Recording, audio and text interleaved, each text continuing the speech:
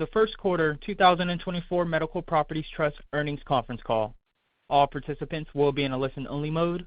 Should you need assistance, please signal a conference specialist by pressing the star key followed by 0.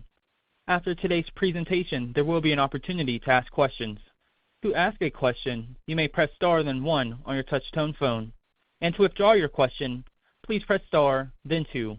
Please limit yourself to 1 question and 1 follow-up. And if you have further questions, you may re-enter the question queue. Today's call is scheduled for 60 minutes. Please note this event is also being recorded. I would now like to turn the conference over to Mr. Charles Lambert. Please go ahead. Thank you and good morning. Welcome to the Medical Properties Trust conference call to discuss our first quarter 2024 financial results.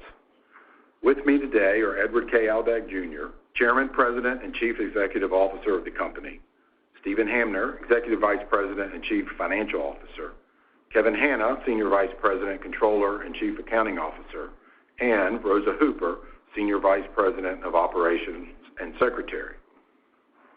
Our press release was distributed this morning and furnished on Form 8-K with the Securities and Exchange Commission. If you did not receive a copy, it is available on our website at medicalpropertiestrust.com in the Investor Relations section. Additionally, we're hosting a live webcast of today's call, which you can access in that same section. During the course of this call, we will make projections and certain other statements that may be considered forward-looking statements within the meaning of the Private Securities Litigation Reform Act of 1995. These forward-looking statements are subject to known and unknown risks, uncertainties, and other factors that may cause our financial results and future events to differ materially from those expressed in or underlying such forward-looking statements. We refer you to the company's reports filed with the Securities and Exchange Commission for a discussion of the factors that could cause the company's actual results or future events to differ materially from those expressed in this call. The information being provided today is as of this date only, and except as required by the federal securities laws, the company does not undertake a duty to update any such information. In addition, during the course of the conference call, we will describe certain non-GAAP financial measures, which should be considered in addition to and not in lieu of comparable GAAP financial measures. Please note that in our press release, Medical Properties Trust has reconciled all non-GAAP financial measures to the most directly comparable GAAP measures in accordance with Reg G requirements. You can also refer to our website at medicalpropertiestrust.com for the most directly comparable financial measures and related reconciliations. I will now turn the call over to our Chief Executive Officer, Ed Aldag. Thank you, Charles, and thanks to all of you for joining us this morning on our first quarter 2024 earnings call. I'm pleased to be joined again today by Steve Hamner, Rosa Hooper, and Kevin Hanna. You will hear from each of them shortly. For the past several quarters, you've heard me say that we're focused on executing a capital allocation strategy to generate at least $2 billion of additional liquidity in 2024. I'm pleased to share that we've made strong progress on this strategy, executing $1.6 billion of total liquidity transactions this year, including the recently announced sale of 75% of our interest in 5 Utah hospitals to a new joint venture with a leading multi-billion-dollar asset manager. We've used the proceeds from these transactions to pay down near-term debt, including full repayment of our Australian term loan that was due in 2024. Importantly, while we've already reached 80% of our initial liquidity target, we're just getting started, and now expect to exceed that amount for the year.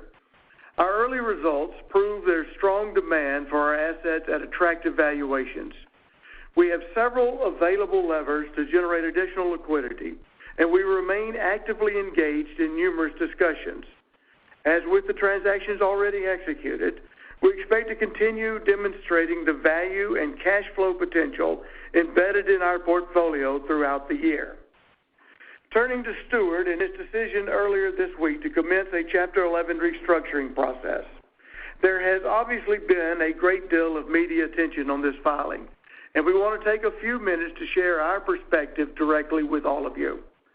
First, if you've had an opportunity to read through the first day declarations that Steward filed with the U.S. Bankruptcy Court, you will find a clear story of how Steward got here. Notably, no mention was made of rent as a contributor to Steward's distress. We believe that bankruptcy will facilitate the re-tenanting or sale of Steward hospitals in an orderly and timely fashion. We firmly believe that an orderly transition of Steward hospitals to new operators is in the best interest of everyone, and we're committed to providing a $75 million in DIP financing to help achieve that. We expect Steward to use this financing to ensure continuity of patient care while accelerating the re-tenanting of its hospitals. To be clear, we have not committed to providing any additional funding beyond this initial $75 million. As I said before, rent is never mentioned by Steward on the list of contributing factors to its financial stress. That's because rent, which represents only a small fraction of a hospital's total revenue, is virtually never the primary cause of financial stress for hospitals. And if Steward wasn't paying rent, they'd be paying interest and principal repayments on some type of financing for the facilities, because as we all know, buildings are not free. While we've seen a great deal of misinformation recently reported about our business model, the fact remains that MPT provides hospital operators permanent and affordable capital, enabling them to redirect the substantial cash resources that would otherwise be used for real estate to their primary mission, healing patients. We continue to be pleased with the progress we are making with parties interested in the Steward hospitals. It would be inappropriate for us to discuss the details of each of these transactions until they are approved by the court. I will now turn it over to Rosa to discuss the performance of our portfolio. Rosa? Thank you, Ed. As with the past few quarters, I'll take you through some of the highlights across our portfolio of critical hospital real estate, beginning with a few high-level comments. During the fourth quarter of 2023, we were pleased with the solid sequential and year-over-year coverage improvements delivered across our portfolio. In fact, on a discrete quarter-over-quarter sequential basis, our general acute, inpatient rehab, and LTAC segments all reported increasing coverage in the fourth quarter.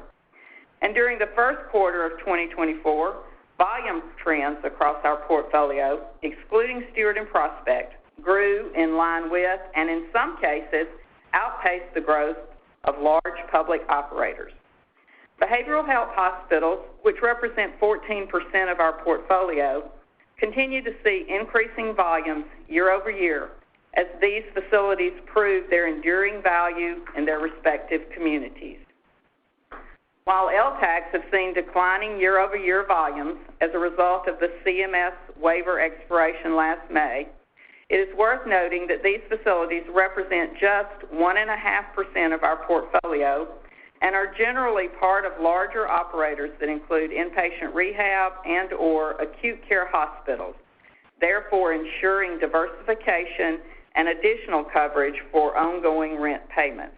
Going forward, we will no longer provide individual disclosure of LTAC coverages, but will instead begin to combine them with inpatient rehab coverages for a post-acute property type. In the UK and continental Europe, operators continue to benefit from strong growth in reimbursement rates, overall volumes, and higher acuity admissions, leading most operators to report increasing operating profits year over year. Circle remains well-positioned in the UK private healthcare market with steady volume growth and increasing patient acuity that is expected to extend through 2024. With the sustained growth of private health insurance coverage and self-pay in the UK, Circle has delivered steady financial performance and expects that strong performance to be maintained. As the largest independent mental health care provider in the UK by number of beds, Priory continues to capitalize on increased demand for behavioral health services within the UK. They are seeing steadily improving reimbursement trends along with stable occupancy levels and remain focused on cost-effective management to ensure quality and efficient care. Together, these focus areas are driving incremental improvements in coverage and earnings. Spirey's parent company, Median, has largely recovered from the impacts of the COVID-19 pandemic on its German operations, with improving occupancy, favorable reimbursement rates, moderating inflation, and strong cost controls. Median's operating margins have proven resilient over the past several years, and we expect them to maintain that stability.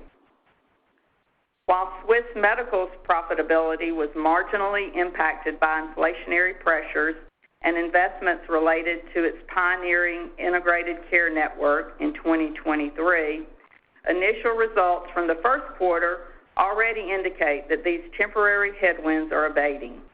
In addition, Swiss Medical's Genolier Innovation Hub, which began construction in 2021, remains on track to open in the second half of 2024.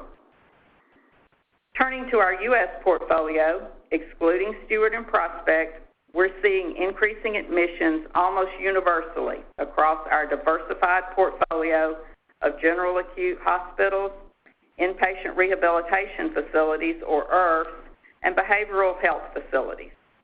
Reimbursement rates are generally accelerating, and operators are doing a commendable job of controlling costs in this inflationary environment. A major highlight for the quarter was the announcement of the new JV we formed with a leading investment firm involving our hospitals in the Salt Lake City area of Utah, operated by Common Spirit. We are pleased to retain an approximate 25% interest in these facilities and expect strong performance trends to persist over the long term. Ernest Health reported stable performance with consolidated EBITDARM coverage above 2 times. Ernest's IRFs are performing well with coverage in excess of 2 times. On their same-store IRFs, excluding Ernest's 3 recent developments, it is approaching 3 times. Ernest's total reported coverage was adversely impacted at its LTAC facilities by the volume headwinds I mentioned earlier. As an important reminder, LTACs comprise less than 20% of our investment in Ernest, and their rent is more than covered by the IRFs. Shifting to Prime, as part of the California and New Jersey sale transaction, MPT and Prime agreed to a new 20-year master lease for our remaining 4 Prime hospitals. The new master lease includes a purchase option for Prime to buy the real estate of these remaining hospitals for a minimum purchase price of $238 million. They report increasing volumes and normalization of labor costs, which has led to improved EBITDARM for MPT-owned hospitals. At our LifePoint hospitals, volumes have sustained momentum following the nice rebound we saw in the fourth quarter of 2023. As a result, MPT-owned LifePoint facilities have delivered meaningful EBITDARM improvements over the last several months, including an encouraging March in which they delivered the highest monthly EBITDARM in more than 2 years. LifePoint's recently dedicated cardiovascular and surgical care pavilion at Conemaugh Memorial in Pennsylvania has been very well received by the community, and we remain optimistic that it will further position that market for future success. Our LifePoint behavioral facilities' inpatient volumes have steadily increased, offsetting seasonal declines in volumes from partial hospitalization programs and intensive outpatient programs. At Scion Health, general acute facilities reported nearly a full-turn improvement in coverage year over year to 1.9 times, driven by double-digit volume increases and substantial reductions in contract labor. However, like Ernest, LTAC performance has been adversely impacted by the waivers that expired in 2023. Finally, Prospect paid cash rent and interest of approximately $7 million during the quarter and reported EBITDARM coverage of approximately 1 times on its California portfolio for the 12 months ended December 31, 2023. Coverage has further increased to approximately 1.3 times on a trailing 12-month basis through the end of February. Prospect paid March rent for California after the end of the quarter. However, at this time, MPT has not yet received rent for the months of April and May. To briefly summarize before I turn it over to Kevin, the majority of operators in our highly diversified portfolio continue to perform well, and we're encouraged by the volume and cost trends we're seeing across geographies and care settings. As such, we remain confident in the core pillars of our business model and the long-term cash flow potential of our portfolio. Kevin? Thank you, Rosa. This morning, we reported a GAAP net loss of $1.23 per share and normalized FFO of 24 cents per share for the first quarter of 2024. As mentioned in our earnings release, first quarter results included approximately $18 million of consolidated cash revenue from Steward and Prospect. It is worth noting that Steward additionally continued to make full payments as it relates to the Massachusetts Partnership portfolio, about $19 million in the first quarter at MPT share. Subsequent to quarter end, Steward has paid $9.5 million in rent, half of which is MPT share, and Prospect has paid roughly $7 million. We also described approximately $693 million in non-cash impairments recorded in the quarter, primarily related to non-real estate investments in Steward and the international joint venture.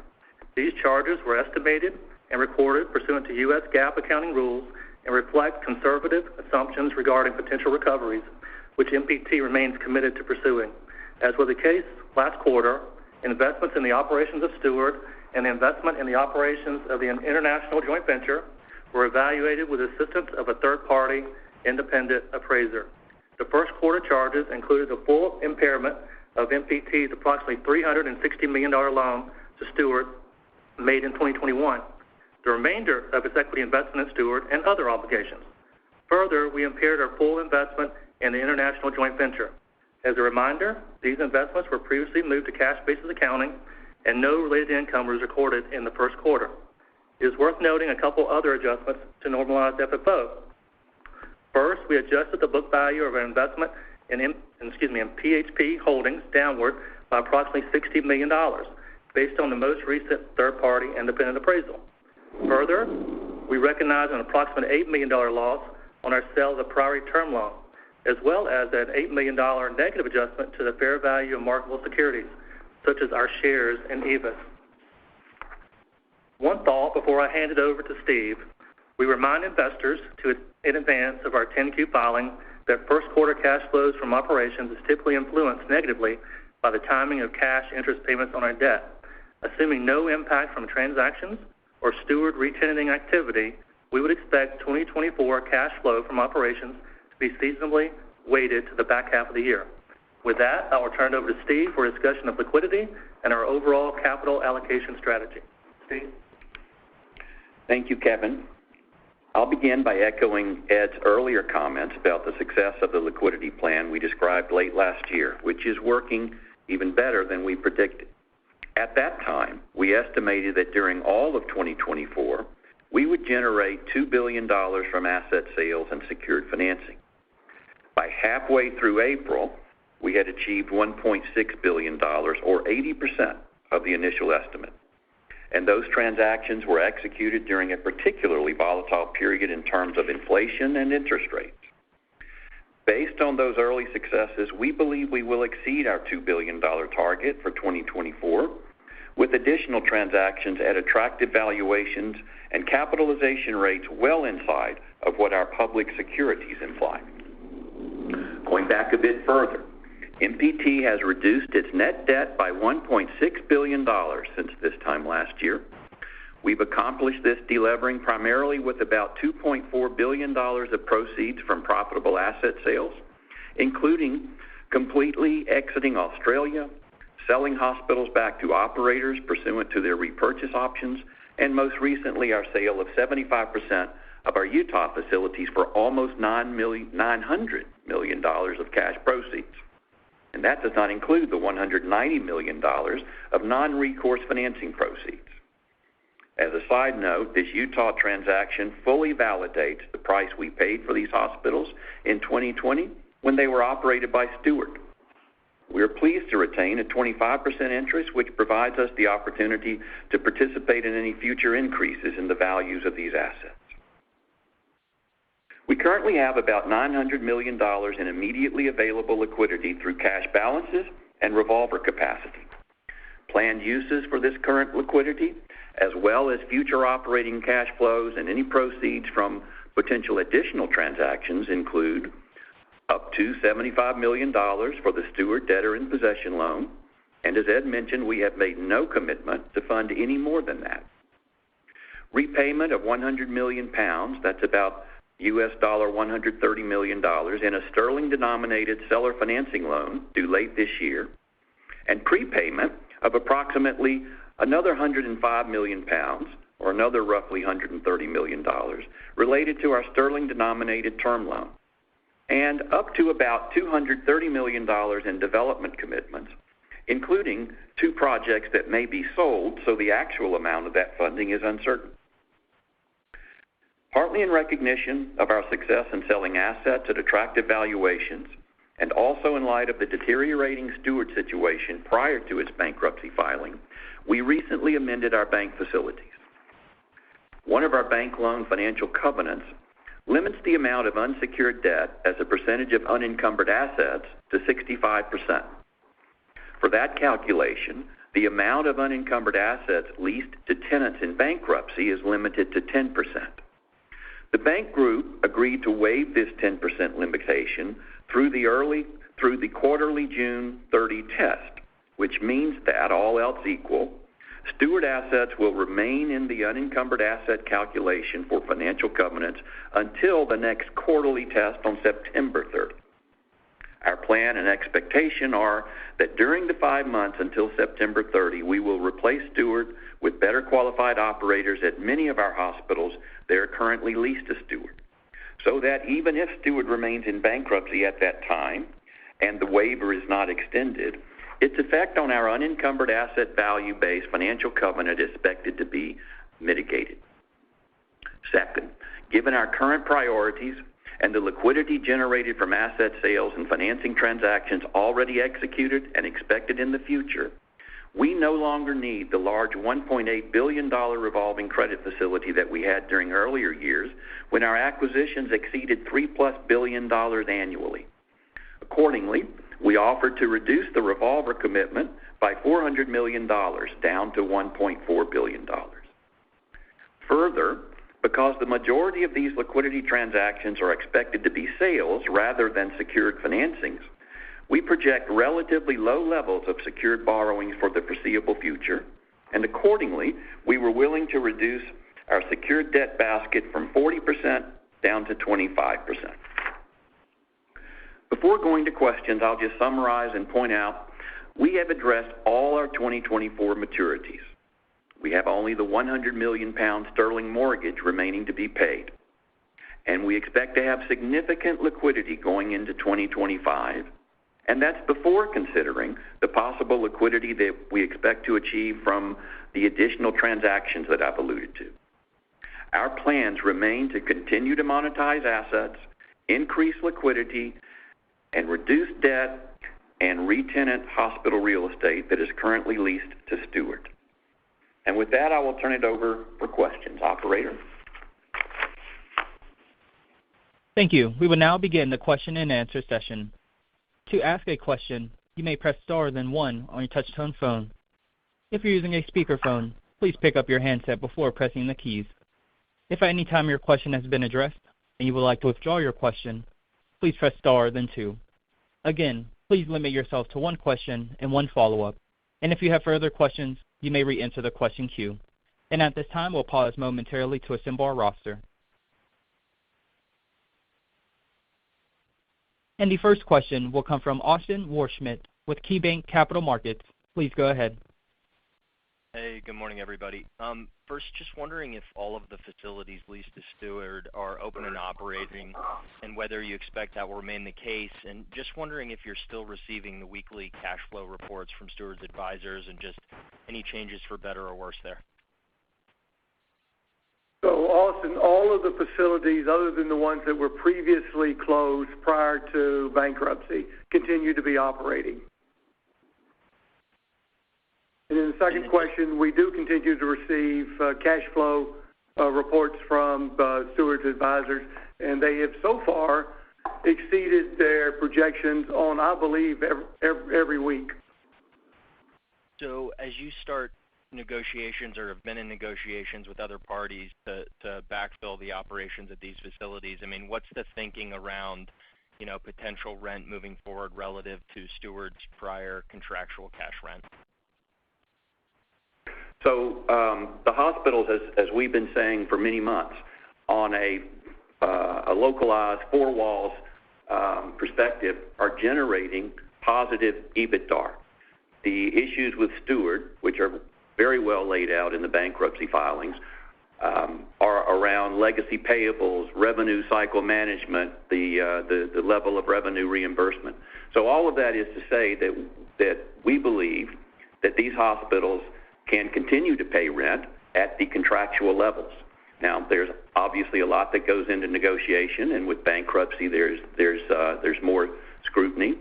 But that's a long-winded way of saying we anticipate across the portfolio to continue to get at or near the amount of rent that the current lease agreements call for.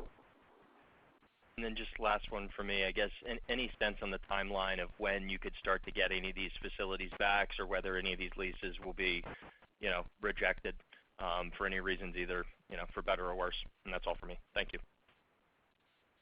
I'm sorry, I think your question was around the timeline, and I think, again, in the bankruptcy filings, there are some very strict target dates to have agreements in place that would then start the regulatory process.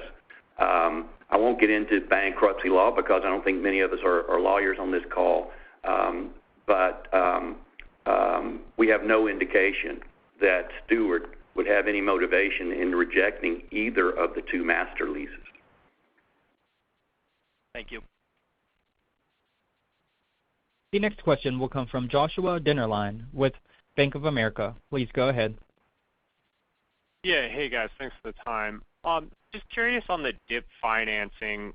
Why did you guys feel the need to provide the DIP financing? And then I was looking over the BK documents. Just curious why it's called junior debt, and then what is it junior to? Josh, the reason that we decided to do the $75 million DIP financing is exactly as I said in my prepared remarks, is that we think it's very important that the hospitals continue to operate as we go through this process. So were there no other potential folks who would be willing to provide DIP financing in the BK? Yeah, there absolutely were others. There are other lenders involved, as you know, but we're not going to get into the details of those negotiations at this point. Okay. And then in the BK document, it was referred to as junior DIP financing. I think that's the correct term. Just curious, does that mean it's junior to other, like, debt or claims, or why was that term used? Well, because of the security waterfall, and as you allude to, there are other lenders that have first liens on the typical collateral of receivables. Okay. Correct me if I'm wrong, but I always thought DIP financing was like the most secure claim. Anyway, maybe on the PHP Holdings write down, just could you kind of walk us through like what drove the fair market adjustment, like what's driving that, and how does that potentially impact the potential monetization I think you guys have talked about in the past? It's based on, as we do every quarter, independent appraisals and evaluations of a lot of inputs, including things like discount rate, financing rates. So it's really on a private basis. I think, as Kevin described, like any other security that we value on a fair market basis. It's clearly an estimate, and it is not based on necessarily our expectation of what happens to PHP or when. Okay, so just the way that you answered it, was it more based on just like moves in interest rates, or was there something that changed with like the cash flows of the underlying investment? Yeah, I think the biggest piece, as Steve alluded to, was the discount rate and some working capital adjustments as well, but mainly the discount rate. All right. Appreciate the time. Thanks. Again, as a reminder, please limit yourself to one question and one follow-up. Our next question will come from Vikram Malhotra with Mizuho. Please go ahead. Hi, this is George on for Vikram. Can you just comment on Prospect? How should we think about the rent recovery there? The rent recovery, is that what? Rent coverage? Yes. Oh. Rent recovery. Yeah, well, the rent coverage. He said recovery. Oh. I think he's saying rent recovery. Well, as Rosa pointed out, we have collected the rent on the California assets through March, but that March payment came subsequent to March, and as of now, we've not collected April or May. As a point, the QAF payments are expected in the coming months, which will be a slug of cash for Prospect, so we would anticipate getting them having additional proceeds at that time. Okay, that's helpful. And just can you provide more color on the pricing of the dispositions that you did in April? And you mentioned you're likely to exceed the $2 billion target of liquidity. How does this number look like today, and what are your expectations?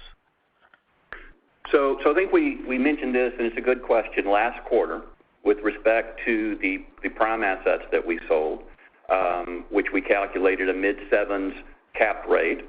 And we said that the negotiations we were undergoing at that time, and frankly, we closed one of those, and we remain negotiating others.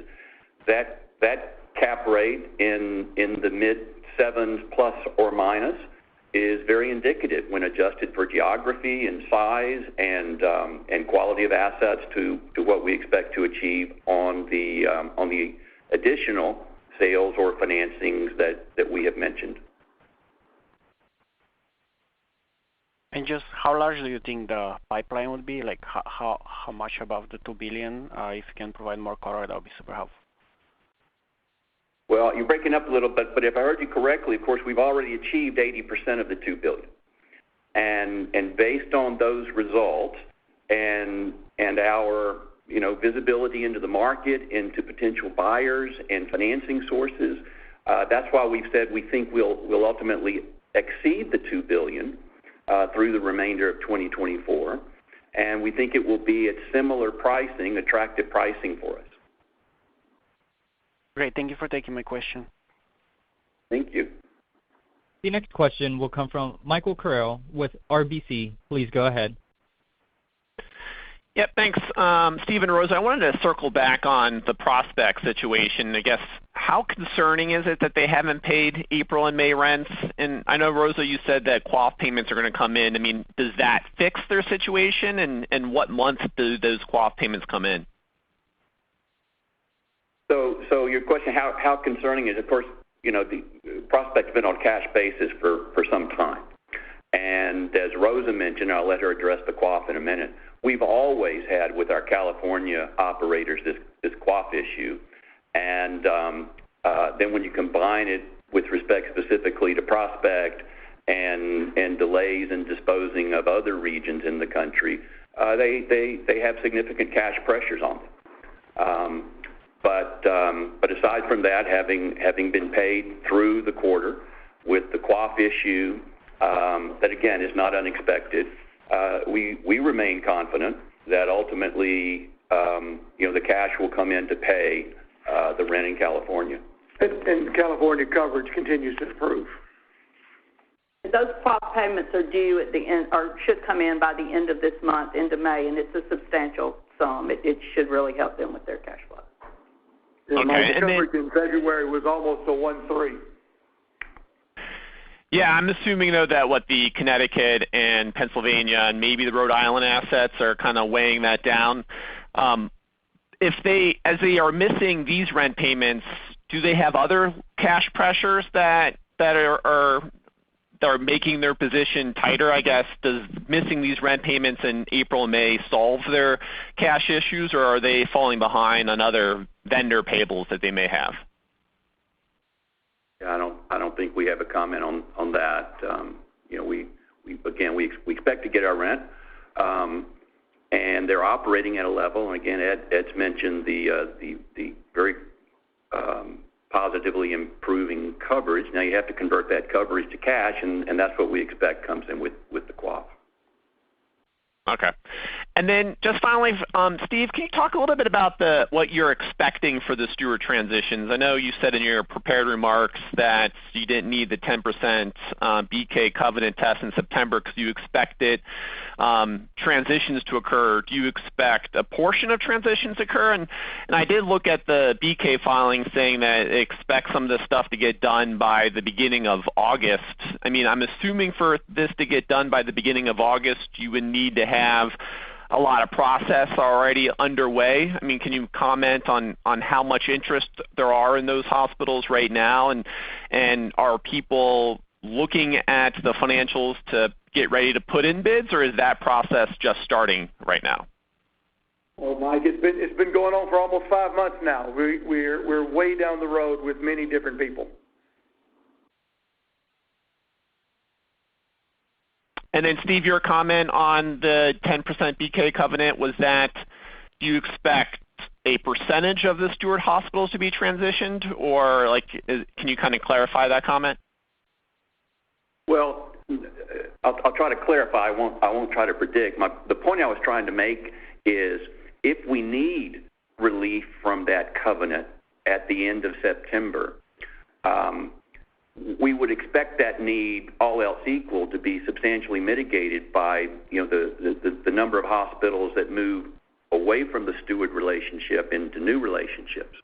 Now, we don't try to predict exactly which hospitals will transition on which dates, but between now and the end of this almost 5-month period, we do think that, again, based on what Ed just said, remember this didn't just start with the filing of bankruptcy. They've been marketing these hospitals for at least 5 or 6 months. But we do expect, without specifying which hospitals go when, we do expect that a meaningful amount of steward exposure will be moved away to new operators before the end of September. Okay, great. Thank you. The next question will come from Mike Mueller with J.P. Morgan. Please go ahead. Yeah, hi. Maybe a couple quick ones here. I guess following up on the prior question, can you give us a high-level sense of, at the end of this process, what portion of steward assets do you think you have now will ultimately be managed by other operators, either by sold or transitioned or whatever? Mike, I'm not sure I completely understand your question, but I think you said at the end of this transition, whenever it is, do we expect any of the facilities to continue to be operated by steward? Is that the question? Well, yeah. Let me rephrase it. I guess at the end of this bankruptcy process, at the other side of it, what portion of your steward assets now do you think will be in the hands of other operators, as opposed to, being operated by steward? I would guess close to 100%. Okay. And then I guess as it relates to the recent news with Connecticut and Yale New Haven, I guess can you give us current thoughts on what the plan B is there if those assets do not get sold? Yeah, with the ongoing discussions between the state, Yale, and Prospect, we're just not going to comment on that right now. Got it. Okay, thank you. The next question will come from Jonathan Hughes with Raymond James. Please go ahead. Hi, good morning. Are there any concerns or discussions with new potential operators for the steward properties, focusing on increasing market share that might lead to concentration issues and maybe scrutiny from the FTC, or is it because steward is in bankruptcy, the primary goal is to find a new operator and preserve healthcare services regardless of increased market share? Yeah, Jonathan, it's a lot of different markets, so I can't be 100% accurate on this, but to the best of my recovery right this moment, I don't think there are any that would require a market concentration issue. Okay.